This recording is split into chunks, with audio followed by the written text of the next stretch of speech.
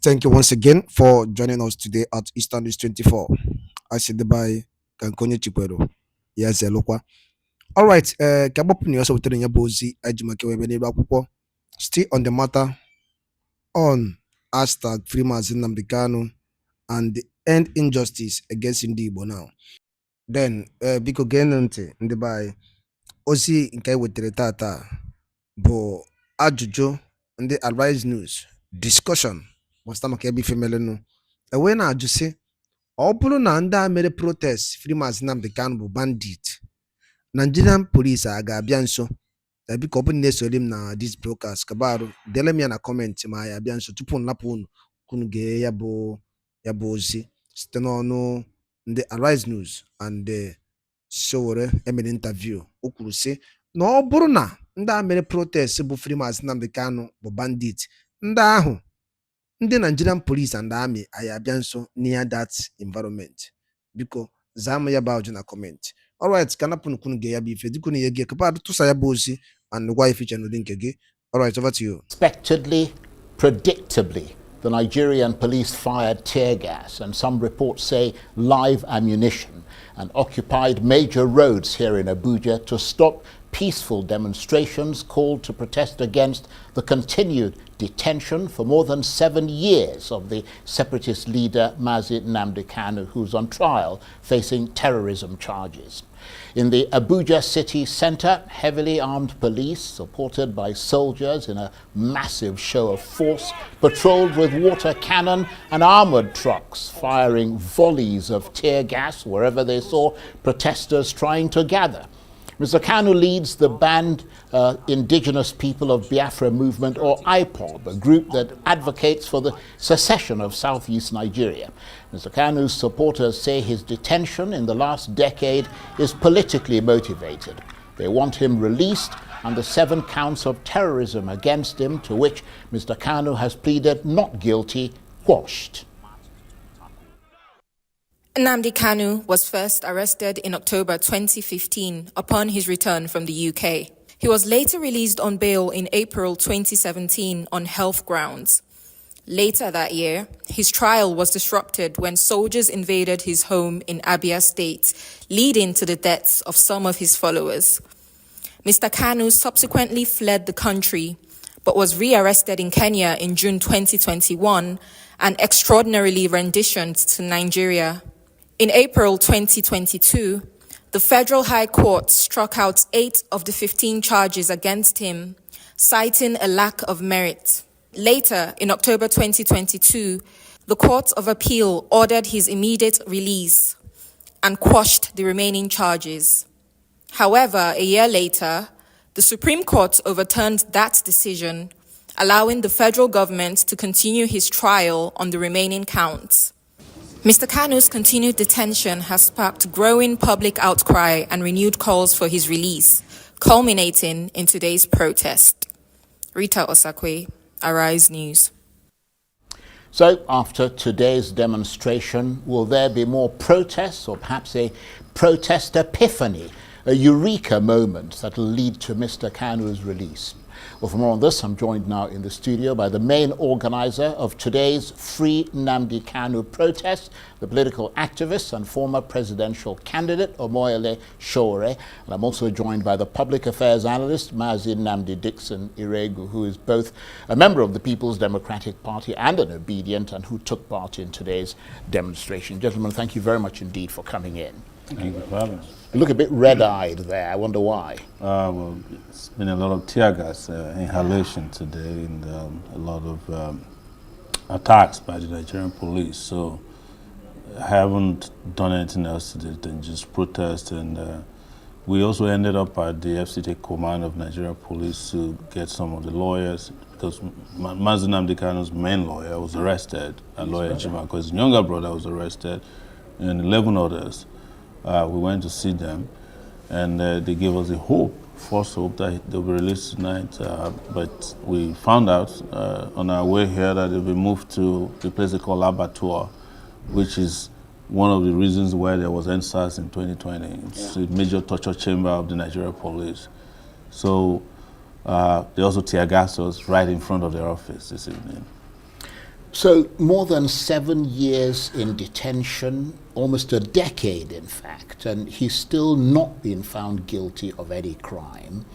And your contention is that in line with the Nigerian constitution, which says that a man is innocent until proven guilty and which calls for the speedy dispensation of justice, it's time to set this captive free. Is that a fair assessment and the reason you led today's protest? Yes, it is because also the Court of Appeal in 2022 did take a decision, a decisive decision, that having been extraordinarily renditioned from Kenya, kidnapped is the other word for it, there are no charges that can hold in that court, and he was asked to be released. That judgment ought to have taken effect immediately was given, but the Nigerian government did not honor that judgment. Yeah. They claimed they were going on appeal. An appeal does not constitute a stay when personal liberty is involved. He's been discharged. There's nothing that could have held him except to get a brand new detention order, which they didn't, because they were not interested in any trial. They were interested in subduing and subjugating Nnamdi Kanu for committing a crime against the real estate called Nigeria, which is to say, look, we may want to think about our own country, considering that this country has no respect for our dignity, our culture, and our safety. So I have laid this out before, and I have also looked at the case notes. I worked with the lawyers. I am in a position to tell you when I see a useless case, because I get charged severally for this kind of frivolous cases. Nnamdi Kanu is not being held for committing terrorism. No, he's being held because he is an Igbo man who wants Nigeria to either allow justice to the Igbo man or let the Igbo man be. That is the crime Nnamdi Kanu committed. It's a crime committed with a microphone, not an AK-47. Right. Okay, I'm going to come back to you in a minute, but Mazi Dixon, I wonder what your reaction, because you kind of lost your voice. Yes, there. I did. I wonder what your reaction is to the fact that the march that you attended was tumbled, let me put it that way, by the police. They fired tear gas to disperse the protesters, and you apparently fell victim to that show of force and to that tear gas. And clearly, I wonder whether that cast a shadow on things for you, how much it did cast a shadow. Charles, please permit me first of all to commend my brother here, Showore. I was born 7 years after the Civil War, and for the first time in my adult life, I felt loved as an Igbo man by other Nigerians. Another Nigerian took it upon himself to say enough of this balkanization of fatherland. Well, that's a bit of an exaggeration, isn't it? But that's what it is. Igbos are across the country doing business and attending to their affairs. That is earned by merit. I'm talking about someone sacrificing his own liberty to say there's a brother in there, because an injury to one should be an injury to all. If we are to build our country, then indeed we must have that understanding that together we should, not by letting some people out of this whole process. So, my brother Showore, thank you. Thank you for showing love to a fellow countryman, because it's difficult. Look at what Nigerians are going through. But to be fair to Showore, he's shown that same love to No. I'm talking for myself as an Igbo man. Okay. Because the case here is that Nnamdi Kanu being incarcerated today is simply because he comes from that part of Nigeria. Because what's his crime? It's not just about, oh, you're not treating my people fine or not treating my people well. It's also about, this is not how to build a nation. So if we can't build this nation the way it should be, then please, we can't stay here. And there's nothing wrong with that. And if you think there's something wrong with it, call him to the table and discuss what are the issues. Okay, if you're not comfortable, what can we do better to ensure that some of those grounds of yours can be addressed and all that. So sincerely, today again, being that it was peaceful, because it was well declared by the convener of this very protest that it is a peaceful protest, and it was peaceful. But go around Abuja, if this was how the Nigerian police force was tackling insecurity in our country, we won't be here. We won't be discussing insecurity in Nigeria. Nobody could move We just assembled, and before you knew it, they started, not just tear gas, live bullets were released. Not just at one location. Even when we now said, okay, since you have stopped us from convening around this so-called big men area, we're moving to the people. We moved from there to Beggar, roundabout, and then from there we moved to, they came there and moved us to Otako. They still came that way, tear gassed and all of that, and then moved also to Apo and all that. You now wonder, what is it that the Nigerian government really wants from the Nigerian people? Right. For us to be violent? Is it because we decided to be peaceful? Right. So indeed, it's unfortunate that this is the country that we found ourselves, but it cannot continue this way. Well, Mr. Shore, let me come back to you. The protests obviously gained a lot of traction on social media. You're very influential on social media and beyond. And it probably alarmed the government, especially after the US Embassy cautioned its citizens to stay away from the protest locations in Abuja. Were you surprised that your call for a protest gained as many followers as quickly as it did? Well, it wasn't only on social media. It happened everywhere around Abuja. We had 6 spots where we had thousands of people converge in march. We were at Utako. We were at Apple, which has the largest crowd. Turnout, yeah. We were at Gudu, and we then relocated to the FCT command where we were tear gas, but we were attacked ruthlessly everywhere we went. What these people are telling you is that you cannot be a peaceful person in Nigeria and get away with it. Yeah. You can only be violent and get away with it, because if we were terrorists or bandits, as they call them, we could have been walking around Abuja today with ammunition and nobody would come near us. But fortunately, or unfortunately, people like me have chosen a non-violent approach to resolving issues. But that doesn't mean that a generation is not coming that will not accept this nonsense. But I mean, you know that what happens when these protests take place is that they tend to metamorphose into something bigger, and the government knows that beyond the specific case of Nnamdi Kanu, you and other opposition politicians, he's an opposition politician, you often intend to wake up the spirit of the masses who say, you know, they're fed up with bad governance. I mean, your movement, by the way, is called Revolution Now. Yes, and I won't deny that. In fact, I think the traction around this particular protest was beyond just Nnamdi Kanu. People are fed up with the system, and they cannot deal with the fact that somebody who hasn't committed any offense known to law, an offense that is triable, that's the way I'll put it, is held in detention.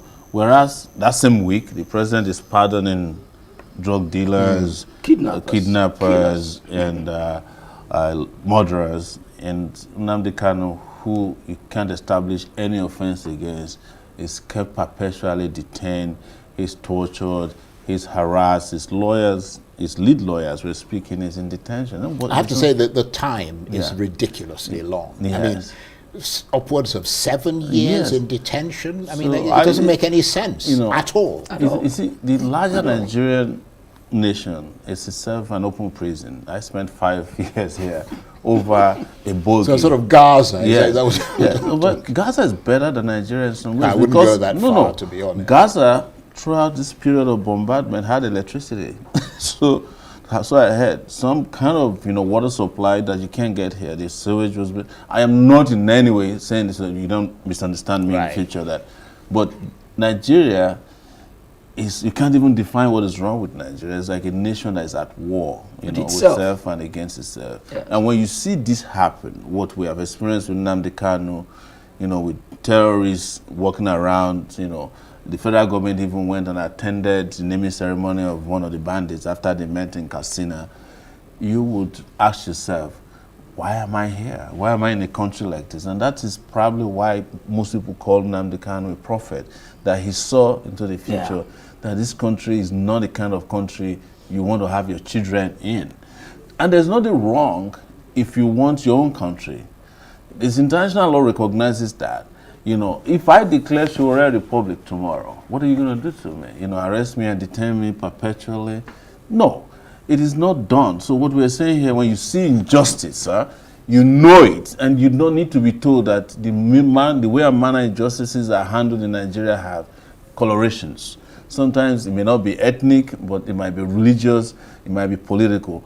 I was around throughout Abiola's persecution. Abiola did not declare more than saying, I'm president because I won an election. He died in detention. They kept saying, we were fighting in those days, oh, Abiola is in detention, Abiola is being handled by the courts, it's being handled by the court. He wasn't being tried. The Supreme Court had gone on break.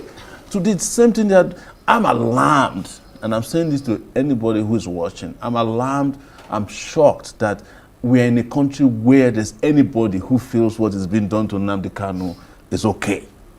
You know, and I say this particularly of my Yoruba brothers who make these comments. Some of them even have the audacity to send me messages personally. Oh, you know, they'll be sending you all these videos, you know, because your brother is in power. But I was the only person when Sunday Igboho's house was raided and all his people were, including his cat, was killed. I was the only person in this Abuja who went to the Federal High Court who pushed the DSS out of the front of the courtroom. And that was the day his people were granted bail. Nobody talked about. Yeah. There are Yoruba activists who went and invaded a radio station in Ibadan. Have you heard about them anymore? Even Sunday Igboho, my brother, is back. He's actually, you know, he's moving around freely. Nnamdi Kanu has never carried a weapon before. Most of these guys have done things like that. Why are we treating the Igbo man differently? And I'm not saying that to whip up something, because I'm ashamed, of course, of these Southeastern leaders. Because when I was on your show last time, you remember, I was saying that Nnamdi Kanu is being kept in detention deliberately by Southeastern politicians. They showed themselves in the last few days. The deputy speaker was asking people not to join peaceful protests. You know, all the governors kept quiet about it. The Ohaneze Ndigbo person, you know, I heard is, you know, is a wicked version of Ohaneze Ndigbo. He's saying that nobody should go out to fight for the freedom of a person who's innocent of any crime. And we are here saying it is normal. It is normal. Even the policemen who were shooting at us today were fighting for them a month ago to get their pension and gratuity. They were the ones shooting at us. They saw me today, came close to me, and they were shooting directly at me. 4 times today, the policemen I fought for. There's something wrong with this country, sir. Let me ask you this, Dixon Irebu. If Nnamdi Kanu is released today, do you believe that it'll stop his group from calling for the Southeast to secede from Nigeria, assuming that is the issue?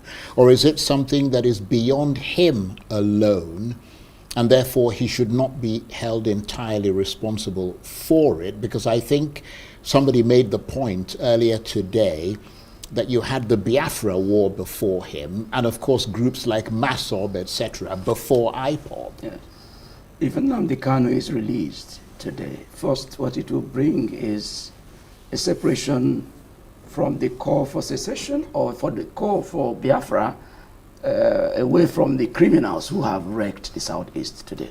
What we want is to redeem the most peaceful part of Nigeria, which Southeast used to be before 2015, that APC took over government and Buhari continued with whatever, Buhari started with whatever it is that he had against the Southeasterners. But we thought, okay, Tinubu has come. What is he doing there? If he wants to unite the country, why not bring everybody's interests to the table? So release of Mazi Nnamdi Kanu may not necessarily end call for secession or call for Biafra. Biafra is no more about secession, really. Biafra is now more like a religion. Because, Charles, 3.5 million Nigerians were slaughtered in that war. There is no household in Igbo land today you go to that you won't have one person or the other that was lost in their family. So it will be difficult, therefore, to forget Biafra. What will bring about an end to the call for secession will be this country allowing for equity for all, justice for all, fairness for all. That is what will end any form of secession, whether it is Yoruba nation or Biafra nation. I am not part of call for any nation at all. I believe in Nigeria, but not this kind of Nigeria. I want a Nigeria where everybody can at least go to court, ask for justice, and get it. But now it is the highest bidder. We're not running democracy anymore in our country, because if this was democracy, freedom of association and protest as we had today and all of that would have been allowed. What we have are plutocrats who are afraid of the people, because today we saw how scared the elites are. They are scared stiff. They don't want us to get together to indeed demand for our common good. So I am only saying that releasing Nnamdi Kanu so that the criminals can be treated as criminals, so that people will not be committing the kind of crimes that we're seeing in the Southeast in the name of Mazi Nnamdi Kanu. And I don't think, if the commander-in-chief really understands what he's commanding, I don't think he should continue to give deaf ears to the call for the release of Mazi Nnamdi Kanu. He should be released as immediately as possible. Mr. Showore, I wonder how much you were influenced by protests in other parts of the world. I mean, we've had Madagascar recently, we've had Nepal. I mean, these are the kind of things that maybe worry the government. Protests involving people known as Gen Z, and I mean, we saw a whole bunch of them coming here with you. One assumes, of course, as you have yourself repeatedly pointed out, that your approach is different. Because in Nepal, for instance, they burned down everything. But I understand that obviously you want your protests to be peaceful and pacific. Yes, because I often stated that justice for all, for me, is not specific enough. You know, it's a bogey. And we have to specifically ask for things that would advance the progress of Nigerians or the people who live within the boundaries of a country called Nigeria. I do not believe in violence. That I've stated, but I've been protesting since I was 21 years old, and that's to remind people who are with even Dixon and I were arrested in 2021 by Hassan, the DPO of Secession. The day Nnamdi was brought back from Kenya. We went to attend Nnamdi Kanu's trial. So I've been at this for a long time. But you know, anybody who is discerning, who is the leader of Nigeria, should know that these young people are watching what's happening in Nepal and other places. Yeah. And, you know, deploying people on social media to discourage them is not going to discourage them. We now heard that there's a coup or an attempted coup.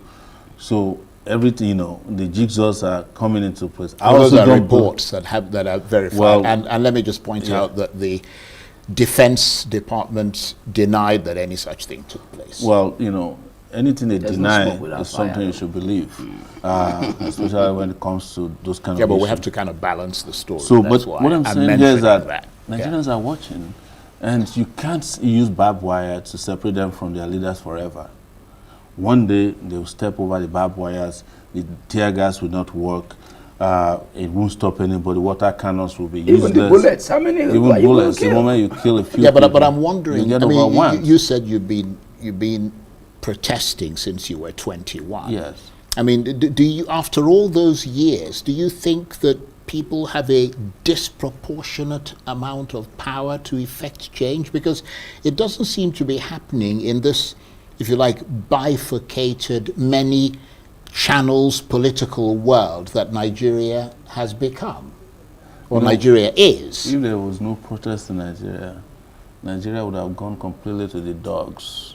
If there hasn't been protests over separate different issues. Even the president today Nigeria wouldn't have protest. You know, left military dictatorship. Yeah. Maybe we'll be like Cameroon now, where the person who is president is dead, brain dead, but alive to elections. So nobody should discountenance protests. I met Goodluck Jonathan recently, and I'm glad Aisha is here with us. She has been abusing me about it on her YouTube show, you know, lighter note. And I said, can you come protest? It's not fair to say that she can't reply she to you right away. She's my friend, I'm just saying. Yeah, okay. But when we spoke up to the point, I said, can you join this protest? He said, no, I'm a former head of state. I can't participate in a protest. I said, but if you run for election and you lose, the first thing you do is to go and protest. Protest, there's nobody in Nigeria that has not participated in protests. From president to high school kids, Buhari was a protester in this country until he became president. Tinubu was funding all the protesters, in Nigeria since June 12 and beyond, up to 2015 until they captured power and they now hated protesters. The ones that cannot protest always reach out to people who can help them protest whenever they're in trouble. Yeah. I get that from all these people all the time.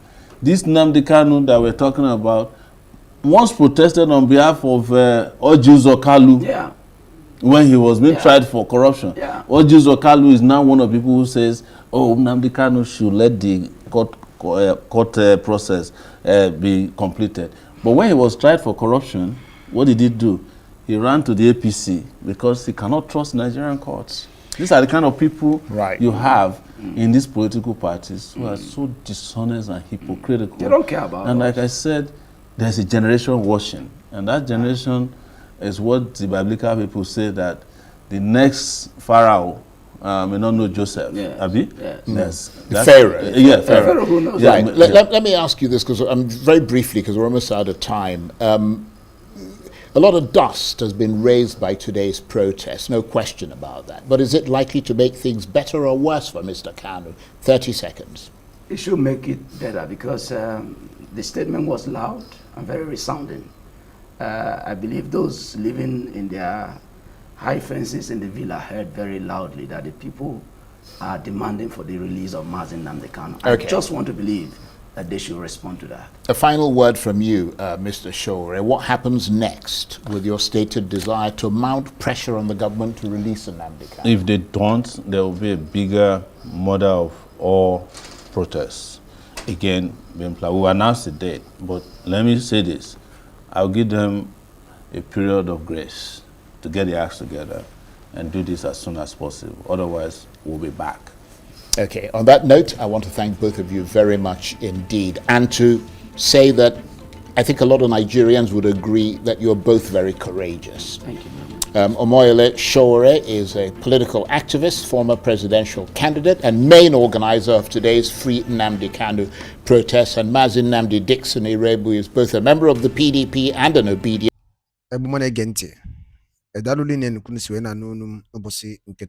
Na Eastern News 24 beba isi were wetara nyabu nnukwu ozi gbasata maka ya bife na-emenu ka efi were ikwu gbasata maka ya bife ndị wetara n'ụbọchị nketa n'iru akwụkwọ ka emesịa